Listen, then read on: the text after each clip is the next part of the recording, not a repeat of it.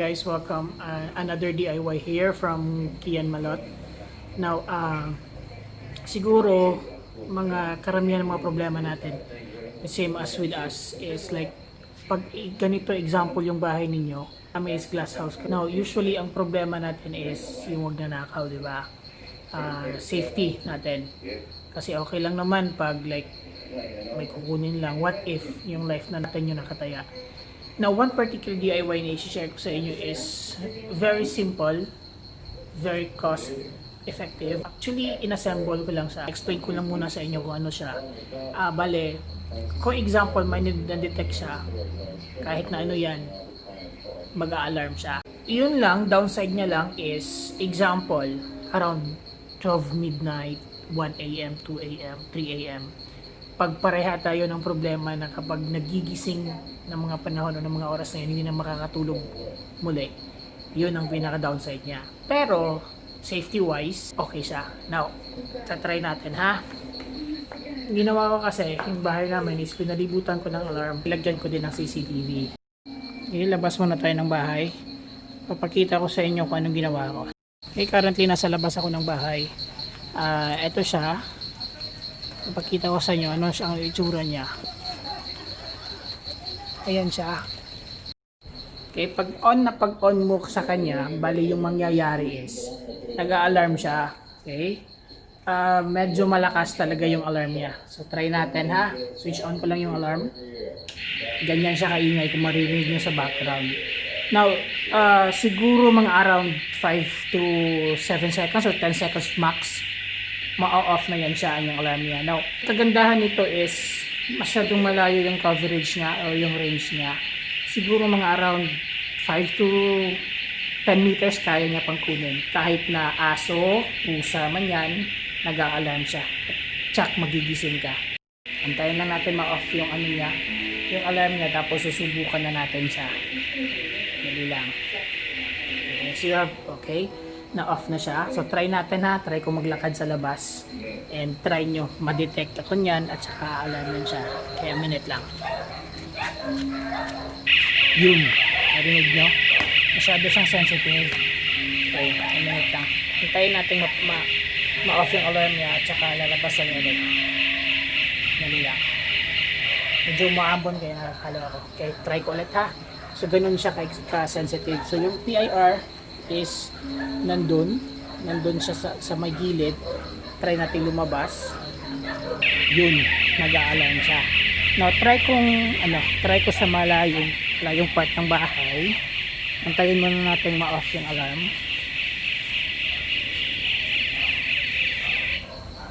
So, currently na-off na yung alarm. Okay? So, ganito ko kalayo sa kanya.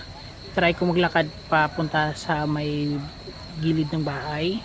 Tingnan natin kung hanggang saan niya kaya. So, a minute lang ha.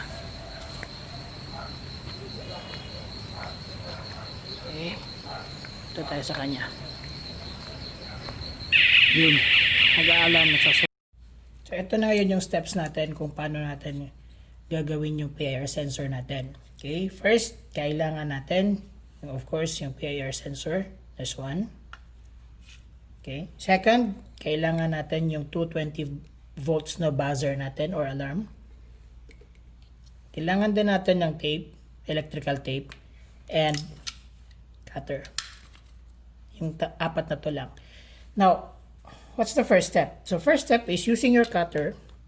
Kailangan lang na ma-expose natin yung wires ng buzzer at saka PIR natin. So, talupad lang natin yung dulo ng wire para ma-expose yung connection niya or connector niya. Also sa PIR. Now, you have to take note pala na ang PIR natin ay may tatlong wires. Okay? We have the red, the brown, and the blue wire. This red wire, ito yung nagtitrigger. Every time may masasense dito si PIR natin, magtitrigger siya. Ito yung ginagamit niya, pang-trigger niya. Or ito yung may signal na may nagtitrigger or may nakikita siya. Ito yung nagsisignal. Now, this brown and the blue wire, this is directly connected sa 220 natin na power source. Okay, 220 volts alternating current na power source. So, buzzer naman natin, may dalawang wires. red and the black wire. Red wire ng buzzer, okay, connect lang natin siya sa red wire ng PIR. Yung nagtitrigger, so connect lang natin siya. And make sure pala, for own safety, kailangan walang naka-expose na wire. So after that, makonect natin, make sure lang na gagamit tayo ng electrical tape, ha? Okay?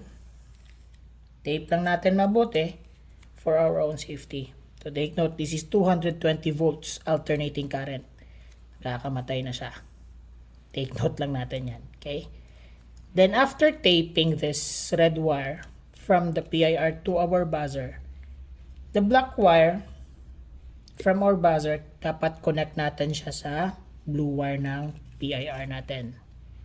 Connect lang natin. And after connecting this, ito na ngayon si simple PIR sensor natin. Now, the brown wire and the blue wire, connect lang natin diretso, either sa outlet ba or sa side lights natin. Na every time i-on yung side lights, ay mag-on na din yung PIR sensor natin. Now, for demonstration purposes, instead of connecting these two wires directly sa outlet natin, gagawin ko muna, lagyan ko muna siya ng plug or this one. Para lang for for demonstration purposes. So simple lang. Connect lang natin siya. Okay. Using a screwdriver, open natin to. Connect lang siya.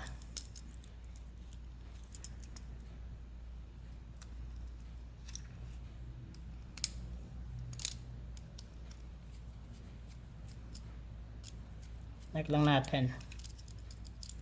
Okay. Make sure proper yung pagkalagay natin ng wire sa kanya. Then also the brown wire. Kabit lang natin sa plug natin, male plug. Okay. Then check natin muna kung proper na siya. And then saka natin siya takpan. Cover lang ng mabuti. So, ito na ngayon yung gawang PIR sensor natin. So, depende na sa inyo paano nyo kakabit. Either ba this one, screw nyo sa gilid ng bahay nyo. Then this one, pwede nyo din lagyan ng maliit na holder para lang ma-fix siya sa wall. Now, tatry na natin. Try natin, ha? Kuha lang ako ng supply, which is this one. Then, sasaksak ko na siya. Try natin. Sobrang lakas. Grabe, nakakabili. Takpan ko lang muna yung yung basa kasi sobrang ingay niya. Okay, antayin lang natin mga like 10 to 15 seconds pag off ng buzzer niya. Saka natin i-test kung gumagana nga talaga yung PIR sensor natin.